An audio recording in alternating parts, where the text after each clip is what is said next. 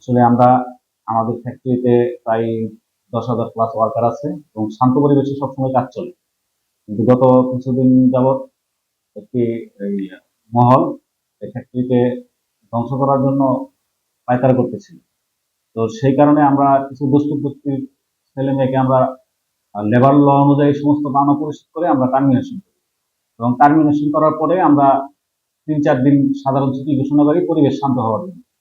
29 তারিখে ফ্যাক্টরি খুলি এবং ওয়ার্কাররা সুন্দরভাবে কাজ করতেছিল, কিন্তু বহিরাগত কিছু ওই দুষ্কৃতী যারা টার্মিনেশন হয়েছে ওদের ইন্ধনে সাময়িক কাজ বন্ধ হয়ে যায় এবং আমরা 30 তারিখ থেকে 13 রাত যারা অনির্দিষ্টকালের জন্য ফ্যাক্টরি বন্ধ করে দিই।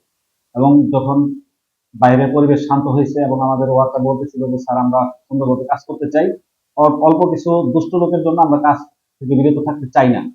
তো আমরা সবসময় বলি আমাদের ওয়ার্কাররা শান্ত, সেই হিসেবে আমরা 6 দিন পরে আজকে আমরা ফ্যাক্টরি খুলে দিয়েছি এবং সকাল থেকেই আমরা পুরো ফ্যাক্টরি ঘুরে দেখেছি যে শান্তভাবে সুন্দরভাবে এরা কাজ করতেছে। ভবিষ্যতে ওরা শান্ত থাকবে ইনশাল্লাহ।